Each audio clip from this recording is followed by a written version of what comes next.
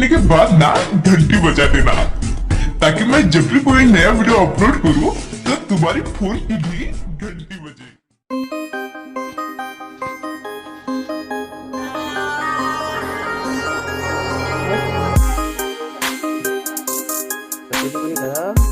वो हाँ